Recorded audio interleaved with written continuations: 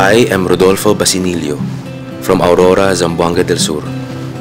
In the past, we were contented with our fish catch from the bay, which was enough to meet our family's needs.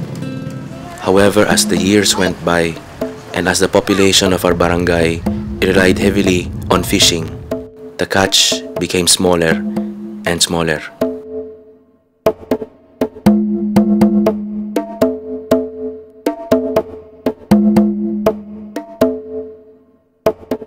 We could no longer depend only on fishing. Mahirap kasi kuminsan 2 beses lang makasaing ng isang araw. Palakad kami ng alas 8 hanggang alas 4 na madaling araw. Kunti ang mahuli. Tambulig is another coastal town in Zamboanga del Sur.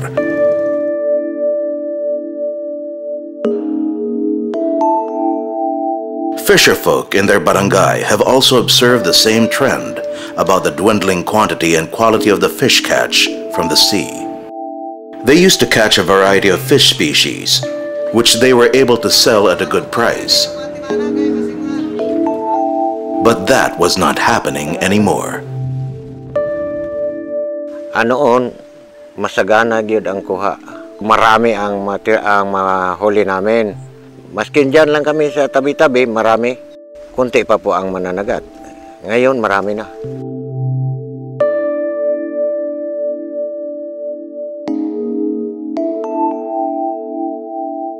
Ngayon, mahirap na makahuli kayo ng isda, mga 1 kilo. Noon, maskin isang gabi, maskin 100 kilos, pwede.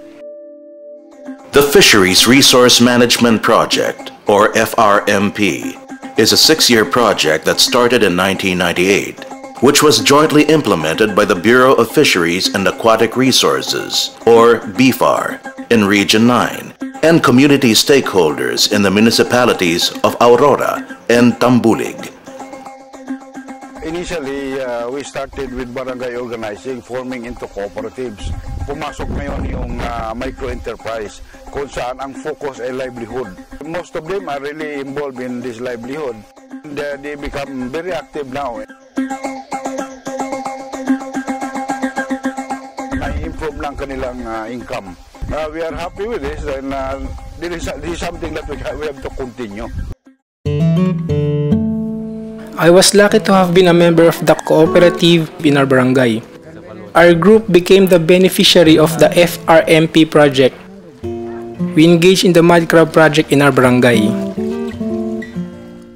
Bago po yung dumating yung project nung una, nag-attend kami ng seminar. Yun, binigyan kami ng livelihood katulad nito, yung crab patining. Marami akong natutunan sa mga trainings na sinasalihan ko kasi nung una hindi ko alam kung paano gawin o anong tama o anong mali. Yung binibigay ng mga training sa GPATRE o paano gawin yung umasinso yung buhay namin at saka yung co-op namin, yun, marami silang naibibigay na nakatutulong po sa amin dito. At first, we have not been able to appreciate what the new mud crab project can do to help us in our daily needs. But when we were able to sell the first harvest, we realized that what we are doing can add something to our very little income. Noong sa first harvest namin, naka-generate kami ng mga 40,000. Marami pa rin ang expenses doon kasi mayroon pang maintenance na bago pa kasi yung pan. Pangalawa naming harvest,